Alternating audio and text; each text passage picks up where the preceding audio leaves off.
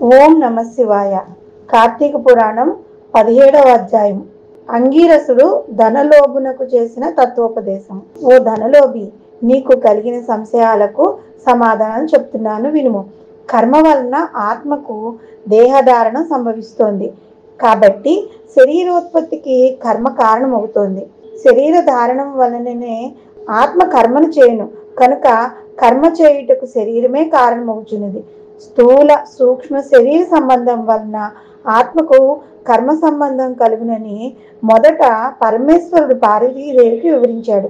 దానిని మీకు నేను వివరిస్తాను వినండి.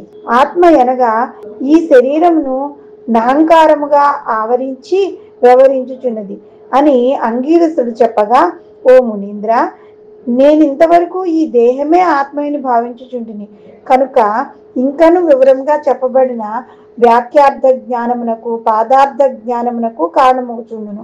కాన అహం బ్రహ్మ అను వ్యాఖ్యార్థముల గురించి నాకు తెలియచేయండి అని ధనలోభుడు కోరాడు. అప్పుడు ధనలోభునితో అంగీరసుడు ఇట్లా అన్నాడు. ఈ దేహము అంతఃకరణ వృత్తికి సాక్షియే. నేను నాది అని చెప్పబడు జీవాత్మయే అహం అను శబ్దము. సర్వాంతర్యామి అయి సచ్చిదానంద రూపమైన పరమాత్మ నహ అను శబ్దము. ఆత్మకు షటాదులు వలె శరీరముకు లేదు. ఆ ఆత్మ సచ్చిదానంద స్వరూపము. బుద్ధి, సాక్షి, జ్ఞానరూపి శరీరేంద్రియాలు మొదలగున వాని వ్యాపారమునందు ప్రవర్తింపజేసి వాని కంటే వేరుగా ఉన్నదై ఎల్లప్పుడూ ఒకే రీతిని ప్రకాశించుచూ ఉండునదే ఆత్మ అనబడుతుంది. నేను అనునది శరీరేంద్రియాదులలో కూడా నామరూపములో నుండి నశించుటియేగాక ఇట్టి దేహమునకు జాగృత, స్వప్న, సుషుప్త అవస్థలు, స్థూల సూక్ష్మ కారణ శరీరములను మూడింటి ఎందును నేను నాది అని వ్యవహరింపబడిచేత ఆత్మ అని గ్రహించుకొనుము. ఇనుము సూదంటురాయిని అంటిపెట్టుకుని తిరుగునట్లుగా శరీరము, ఇంద్రియాలు దేనిని ఆశ్రయించి తిరుగుచుండునో అదే ఆత్మ. అట్లే అవి ఆత్మ వలన తమ పనిని చేయును. నిద్రలో ఈ శరీరము, ఇంద్రియాలు సంబంధం లేక గాఢ నిద్రపోయి మేల్కొన్న తర్వాత నేను సుఖనిద్రపోతుని, సుఖంగా ఉంది అనుకునేదే ఆత్మ. దీపము గాజుబుడ్డులో ఉండి ఆ గాజును ప్రకాశింపజేయుటనట్లే ఆత్మ కూడా దేహేంద్రియాలను ప్రకాశింపచేస్తూ ఉంటుంది.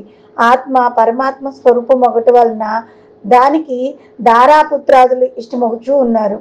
అట్టి విశేష ప్రేమాస్పదమగు వస్తువేదో అదియే పరమాత్మ అని గ్రహించు. తత్వమసి మొదలైన వాక్యములందలి త్వం అను పదమునకు కించిత్ జ్ఞాత్వాది శిశిష్టమందు జీవాత్మయని అర్థం. తట్ అను పదానికి సర్వజ్ఞ ద్విగుణత్వ విశిష్టమైన సచ్చిదానంద స్వరూపమని అర్థము. తత్వమసి అనేది జీవాత్మ పరమాత్మల యొక్క ఐకత్వమే అవుతుంది అని బోధించాడు. ఈ రీతిగా సర్వజ్ఞత్వాది ధర్మాలను వదిలివేయగా సచ్చిదానంద రూపం ఒక్కటే ఉంటుంది.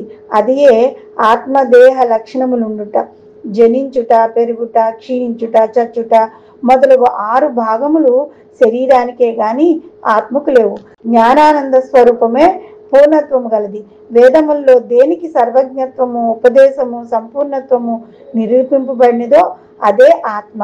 ఒక కుండను చూచి అది మట్టితో చేసిందే అని ఏ విధముగా మనం గ్రహిస్తున్నామో అటులనే ఒక దేహాంతర్యామి అగు జీవాత్మ పరమాత్మయని తెలుసుకొను. జీవులచే కర్మఫలమును అనుభవింపచేసేవాడు పరమేశ్వరుడనియు జీవుల కర్మఫలమును భవింతురనియు తెలుసుకొను.